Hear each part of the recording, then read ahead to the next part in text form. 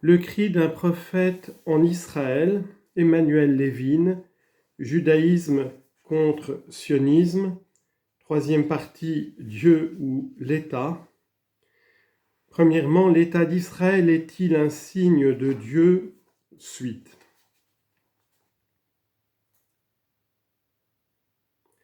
Le retour à Sion est un événement surnaturel et messianique qui ne peut pas se réaliser selon les voies de ce monde. Il ne peut être un événement naturel et historique. Son accomplissement se situe à la fin des temps, à la fin de l'histoire, à la fin de ce monde. Ce sera un événement méta-historique et eschatologique. Dans ce monde, on ne peut le concevoir, à plus forte raison le réaliser. Pour essayer de s'en faire une idée, il faut se placer du point de vue de l'autre monde, du monde surnaturel, spirituel, du royaume de Dieu, où les valeurs et les termes du royaume de César, État, patrie, frontières, territoire, indépendance, souveraineté nationale, etc., n'ont plus cours, ne sont plus valables, perdent toute signification. Le Talmud dit, citation, « La Jérusalem céleste ne ressemble pas à la Jérusalem de ce monde. Et le monde futur est un mystère qu'aucun être humain ne peut pénétrer. » Baba Batra 75b et Berachot 34b.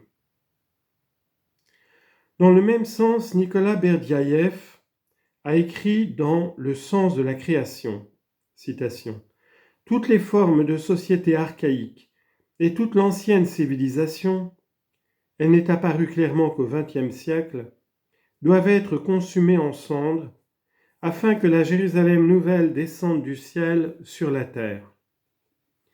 Il est dit qu'elle viendra du ciel.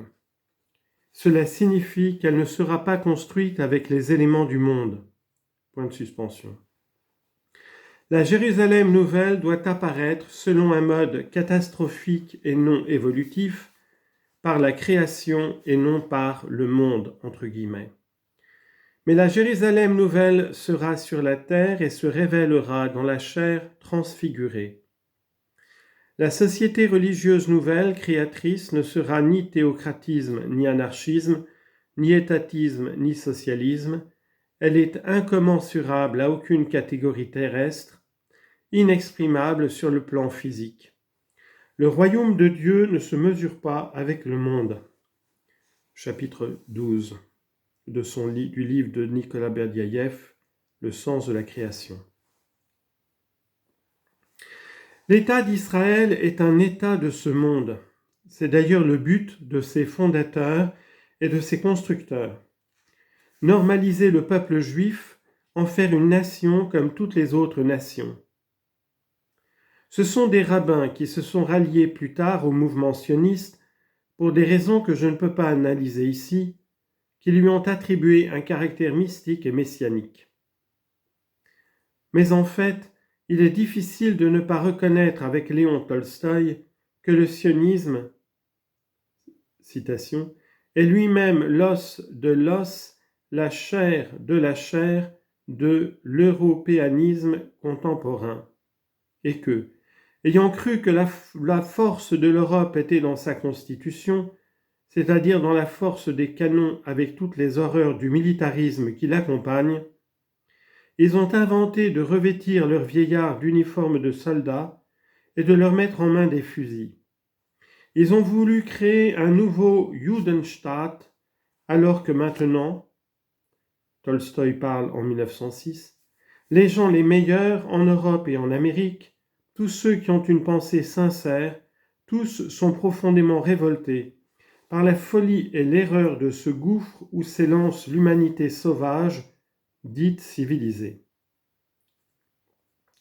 Les hommes purs, intelligents, affranchis de la peur et du lucre, de toute leur force tâchent d'éclairer les hommes, de leur rappeler que ce n'est point par la force du canon que l'humanité est forte, que l'avenir des hommes n'est pas dans la passion de se séparer et de vivre dans des boîtes.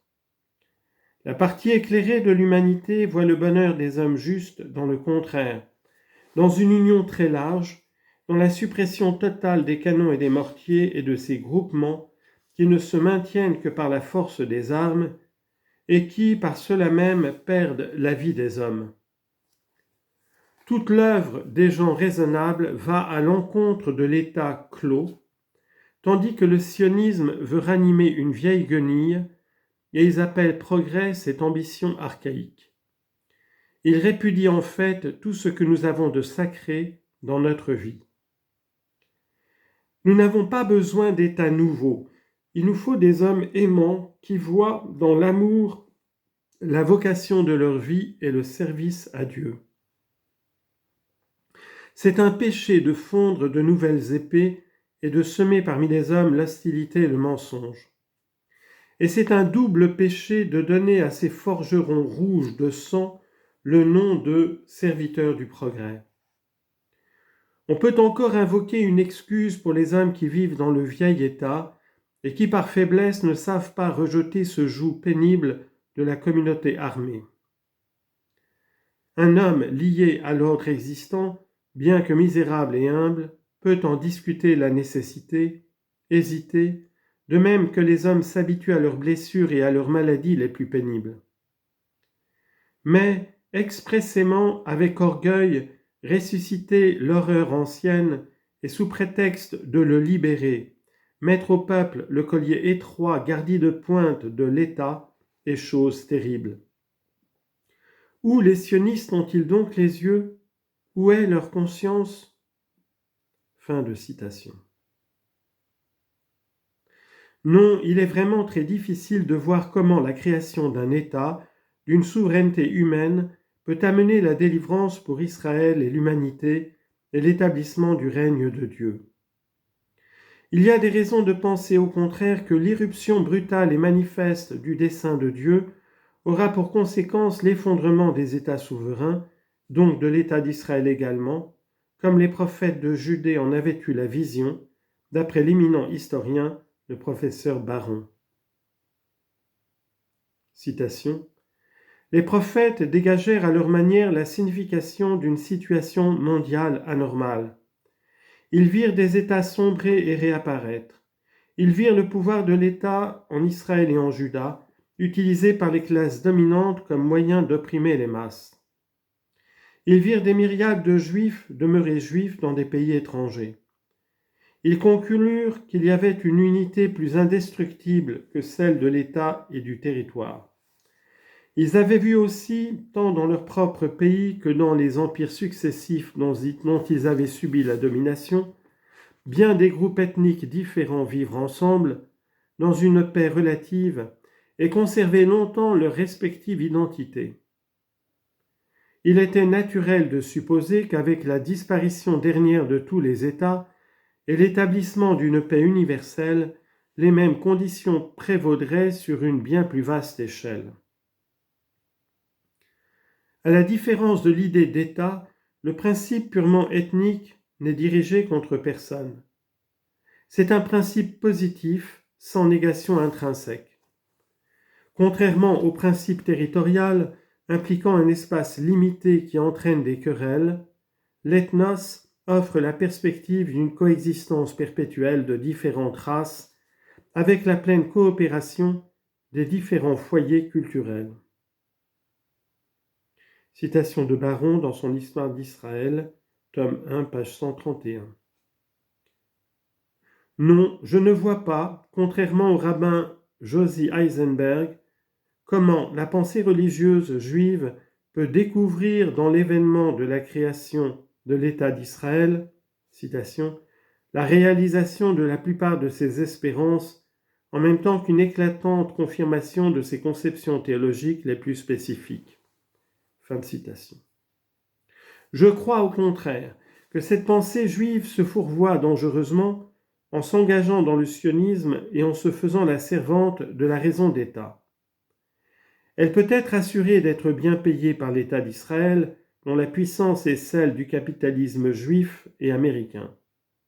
Mais elle s'enferme dans des frontières, elle se localise, elle justifie l'emploi de la violence et de l'armée, et par là elle perd son caractère universaliste et pacifiste, qui faisait sa force et qui lui donnait le droit de se confronter et de se mesurer avec la pensée chrétienne.